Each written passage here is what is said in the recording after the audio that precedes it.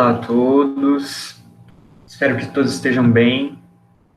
Bom, eu decidi gravar as aulas de História da Arte sobre o resto da História da Arte, né, que a gente não viu ainda. Então, a gente já viu pós-impressionismo, a gente já viu arte moderna, a gente já viu arte contemporânea, faltou o resto da História da Arte. Eu falei para vocês que a gente voltaria a ver, só que eu decidi gravar porque é mais fácil, vocês conseguem também assistir a hora que vocês podem.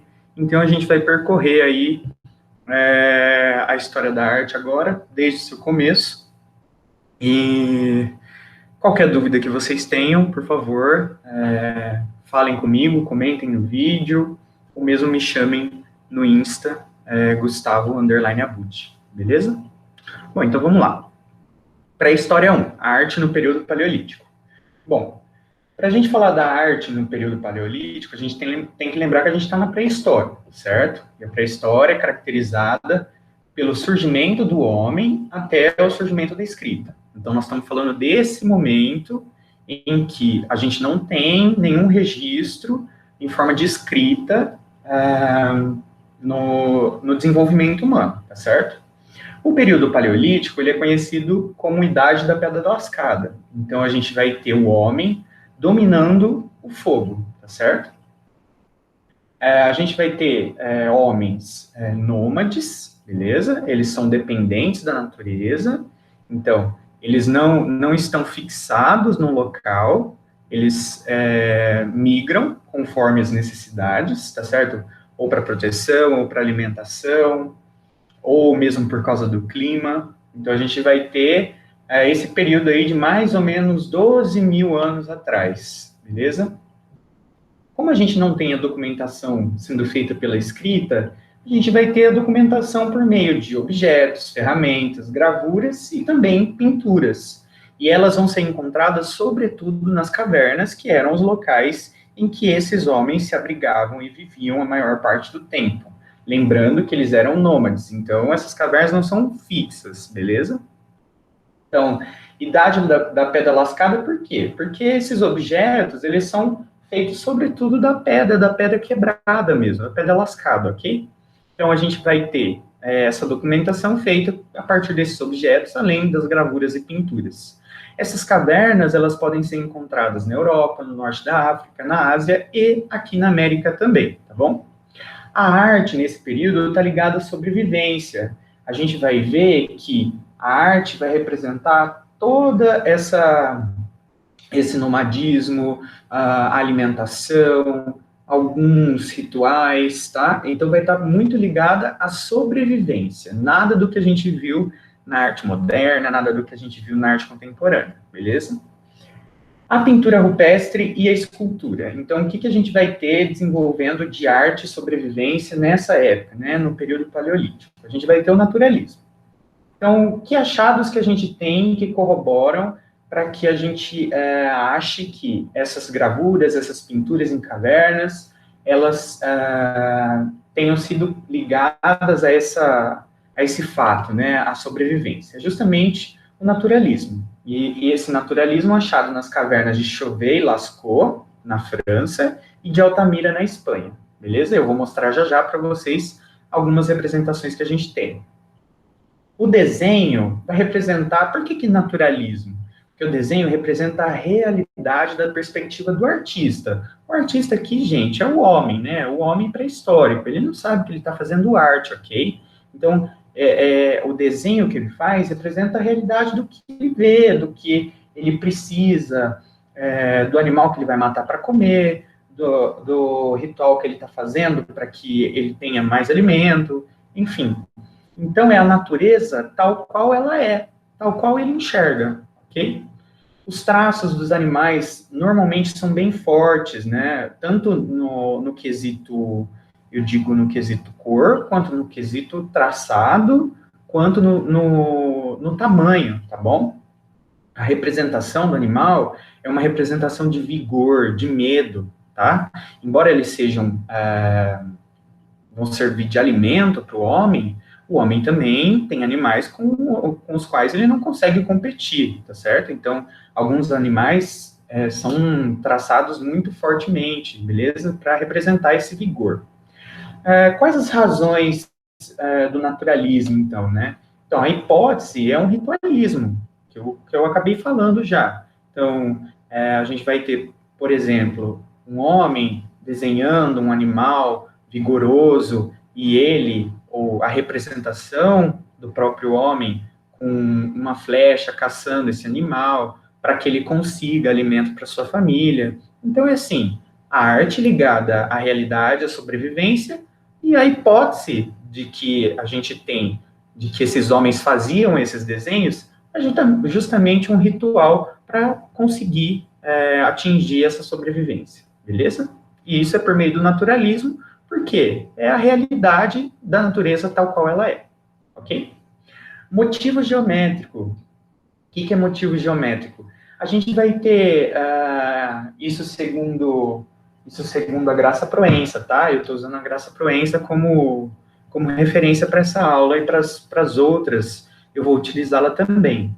Então, motivo geométrico, a Graça Proença chama do que esses homens faziam com linhas, pontos, círculos, etc. Mas, gente, nada que a gente possa provar e que se tenha registro de que esses homens pensavam geometricamente, matematicamente, ok? Como os gregos e os romanos, por exemplo. A gente não tem documentos que falem sobre isso. A gente só está falando aqui que essas linhas, pontos, círculos, eles aparecem, tá? No desenho naturalista dos homens pré-históricos do Paleolítico. A escultura é interessante. A escultura dessa época, ela só apresenta figuras femininas. E aí a gente tem algumas hipóteses também do que poderia ser essa presença das figuras femininas na escultura. Então, por exemplo, a gente tem o culto à feminilidade, né? O sexo feminino, ele é análogo à ideia de mãe natureza. Então, a natureza não é a instância, vamos dizer assim, que produz a sobrevivência do homem daquela época. Portanto, fazer um culto à mãe natureza é uma forma de você ritualizar a presença, agradecer a presença da natureza ali, porque ela provém seu alimento, sua proteção, nas cavernas, por exemplo, etc. Tá? E os atributos femininos do corpo, eles são avantajados normalmente nessas esculturas. Então, os seios, o ventre, os glúteos, isso a gente atribui também ao culto à feminilidade e essa ligação que a gente faz entre o sexo feminino e a própria natureza, ok? Então, vamos ver um pouquinho das obras? Ó, isso aí são mãos em negativo, tá? A gente coloca, acredito que vocês já fizeram isso, todo mundo fez no prézinho. A gente coloca a mão, no caso aí é na parede, mas a gente quando faz no pré, é a mão no papel, né? A gente coloca a mão no papel e pinta em volta, tá certo? Aqui eles fazem a mesma coisa, mãos em negativo. Essa mãos em negativo foi encontrada numa caverna na Argentina, tá? E é considerada uma pintura rupestre. Então, a gente tem um pó colorido decorrente da trituração de pedras, e aí eles colocam a mão na parede e passam esse pó colorido avermelhado, como vocês podem ver aí, em volta da mão, para que a mão fique pintada em negativo na parede da caverna, tá bom? Outra produção aqui, a gente tem uma pintura rupestre de um bisonte encontrada nas grutas de Altamira, na Espanha. Então, vocês podem ver como aquele traçado forte, rústico, né, do animal é preservado, como eu falei, para representar tanto o medo como o vigor do que pode ser um alimento, do que pode virar, por exemplo, uma manta, né, a gente utilizar a pele desse bisonte para virar uma manta contra o frio, enfim, a gente representa ele com vigor, um traçado e com vigor. E que materiais a gente utiliza nessa pintura rupestre? Em outras, né, a gente tem óxidos minerais, alguns ossos carbonizados de animais, o próprio carvão, vegetais e o sangue de animais também, ok? Ó, aqui é uma escultura, talvez a escultura mais famosa dessa época, né, do período paleolítico, é a Vênus de Willendorf, uma estatuetinha de 11 centímetros, ela é bem pequenininha, ela foi encontrada na Áustria em 1908, e ela está exposta no Museu Nacional de Viena, lá na Áustria também, ok? Então, como vocês podem ver, é uma figura feminina, ela não tem rosto, tá certo? O que nos faz pensar nesse tom ritualístico de ligação com a natureza, né, a natureza sendo uma figura feminina, e a gente tem os atributos femininos também valorizados, né, então a gente tem seios, as pernas, os órgãos sexuais, o corpo, de uma forma geral. Isso tudo faz a gente pensar na mulher, né, e na sua feminilidade, e também no seu atributo de ser mãe um dia, né, assim como a natureza que provém o que os homens precisam para a sua sobrevivência, tá certo? Vamos fazer uma análise de obra, então? Eu ensinei para vocês análise de obra lá na nossa primeira aula, quando a gente começou a falar de pós-impressionismo, que eu achava importante vocês saberem analisar a obra antes da gente começar a ter as aulas. Então, ó, primeiro a gente faz a descrição. O que que é? É uma escultura. Ela é feita do quê? De pedra lascada, característica do período paleolítico. Ela é pequena, vamos descrever? Ela é pequena por quê? Eles não são nômades? Então, se a gente faz uma escultura grande, a gente não consegue levar ela embora, né? E aí, como serve de culto, a nossa hipótese, né, serve a arte, além de sobrevivência, ela serve como um ritual, a gente tem que levar ela com a gente. E se a gente é nômade, a gente não pode fazer uma estátua grandona para deixar ela aqui parada, tá certo? Então a gente faz ela pequena, 11 centímetros, para transportar. A gente tem atributos femininos grandes e a cabeça indiferenciada. Vamos significar a obra? Então, ela é do período paleolítico, está ligada à sobrevivência do homem do paleolítico e ritualismo desse homem também. A gente tem a dependência da natureza por esse homem e essa é a importância dessa estatueta, né, dessa pequena escultura para o homem da época, nós analisando do século XXI, tá certo? São muitos e muitos e muitos anos atrás. No Brasil a gente teve período paleolítico? Sim, gente, a gente teve período paleolítico, e é importante lembrar, no Brasil, do período paleolítico, da produção artística encontrada, sobretudo no sítio arqueológico do Parque Nacional da Serra da Capivara, no Piauí, tá? Esse parque é muito importante. Ali a gente tem pinturas rupestres, tá certo? Aí a gente tem vários animais, a gente tem alguns seres humanos sendo representados, plantas sendo representadas, tá certo? A gente tem, ó, a gente tem um lagarto, animais de todos os tipos, né? Animais de grande porte, de pequeno porte, enfim. Mas essa é a produção do paleolítico encontrada no Brasil. Uma coisa interessante que eu quero trazer para vocês, ó, essa notícia que é de 2016, sem dinheiro para manutenção, o Parque da Capivara está abandonado. Abandono foi atestado pela arqueóloga Niede Guidon, gestora do parque. Sem dinheiro para pagar salários, o parque está sem segurança e manutenção. Então, assim, é muito triste como a cultura no Brasil, inclusive a cultura do período paleolítico brasileiro, ela é desassistida, né? Infelizmente, a gente não valoriza a nossa cultura. A Niede Guidon é uma arqueóloga muito famosa que cuida desse parque, tá? E é muito triste que isso venha acontecendo com essa representação, talvez a única representação histórica do período paleolítico que a gente tem no Brasil, tá certo? Essa é aqui, ó, mais sobre, tá? Isso aqui tá dentro da história da arte da Graça Poense. Olha o que ela fala. Os sítios arqueológicos brasileiros são protegidos pela Lei número 3.924 de 61 e considerados bem patrimoniais da União. Segundo sua importância científico-ambiental, porém, podem ainda vir a ser tombados, o que reforça as ações de preservação contra a intervenção humana.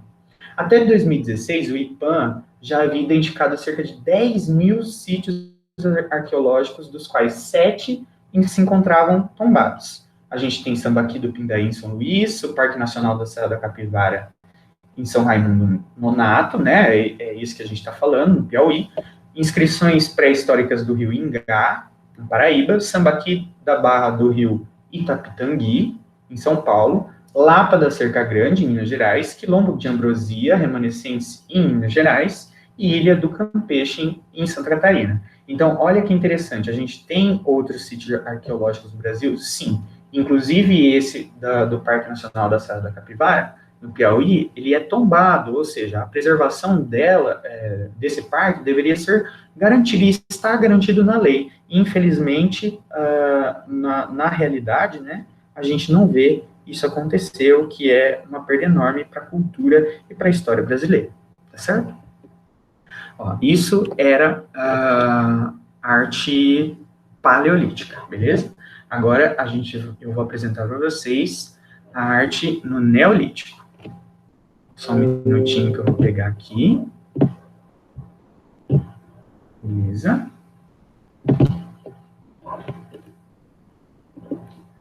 Ó, então, para a história 2, o período Neolítico e a Idade dos Metais, tá? Vamos ver o que foi produzido aí. Ó, o Neolítico, ele é conhecido por Idade da Pedra Polida. A gente vai ter aí materiais sendo mais trabalhados pelo ser humano. Há mais ou menos 9.000 anos atrás, então, a gente vai ter o que a gente chama de Revolução Neolítica, que é quando o homem, ele acaba se sedentarizando na vida por causa de que ele começa a produzir agricultura e domesticar os animais, tá? Isso vai fazer com que ele desenvolva cerâmica e tecelagem e a construção dos megalíticos, né, que vão marcar lugares importantes. Então, aqui a gente não tem mais necessidade da gente ficar migrando de caverna em caverna, tá certo? A gente vai se sedentarizar. Então, a gente não precisa fazer mais esculturinha pequena, a gente pode começar a produzir algo maior, tá? Então, a gente vai construir esses megalíticos, que são nada mais do que esculturas de pedras muito grandes. Então, a gente vai ter o menino, que é essa única pedra sozinha, tá? Como vocês estão vendo aí. A gente vai ter o cromeleque, que é uma junção de pedras, normalmente em círculos, e a gente vai ter o dolmen, que é o mais famoso, é o Stonehenge, lá da Inglaterra, que todo mundo conhece, que são essas pedras também em círculo, mas com uma pedra em cima, tá certo? Formando um teto. Então, esses são os megalíticos, tá? Aí, ó, o dolmen, o Stonehenge, beleza? Vocês podem ver, são várias construções, né? Várias construções, não. Várias esculturas, vários megalíticos juntos que vão formar o dolmen, né? Então, normalmente, duas pedras com uma em cima. Aí, mais uma foto do Stonehenge para vocês, tá? Um megalítico mais famoso do mundo. O estilo neolítico, ele é simples e é geométrico também. Geométrico porque a gente vai ter traços, né? Vai ter traços, vai ter círculos, mas não geométrico do jeito que foi, por exemplo, o cubismo, tá, gente? Não pensem nisso, tá? A gente vai ter cores também. A representação do ser humano, ela vai ser basicamente uma representação das suas atividades cotidianas e coletivas, ou seja, a gente não passa muito daquilo que era produzido no Paleolítico, a gente vai continuar no naturalismo aí, tá? Ó, aí a gente tem algumas pinturas do Neolítico para vocês, tá? Mais uma vez representando a caça, alguns animais. Então, é o cotidiano. Vocês podem ver agora, os homens são mais representados em grupos, né? Em grupos maiores, caçando juntos, enfim. Aqui a gente tem, então, pinturas rupestres de Tassila, Argélia e do Saara, tá? E a Idade dos Metais? A Idade dos Metais, ela vem logo depois do período Neolítico, tá? Mais ou menos 6.000 anos atrás, e a gente vai ter o homem com dominação total do fogo, ou seja, ele agora tem a possibilidade de trabalhar com metal, tá? Porque se a gente consegue derreter o metal, a gente consegue moldar esse metal. Então, a gente vai ter um detalhamento na arte, né? A gente vai ter uma arte mais detalhada, a gente vai ter representação de guerreiros e mulheres, e a gente vai utilizar esses metais que se tornam esculturas de arte, a gente vai conseguir documentar os costumes do período e da região. Então, aí, ó, você tem um guerreiro sendo mostrado, tá certo? É uma escultura neolítica de bronze encontrada na Sardenha e está no Museu Pigorini de Roma, ok? No Brasil, a gente também vai ter representação do período neolítico, que é mais conhecida como os sambaquis, né, os sítios arqueológicos do litoral. Então, os sambaquis nada mais são do que essas montanhas que se encontram lotadas de achados desse período neolítico. O que a gente pode encontrar lá dentro?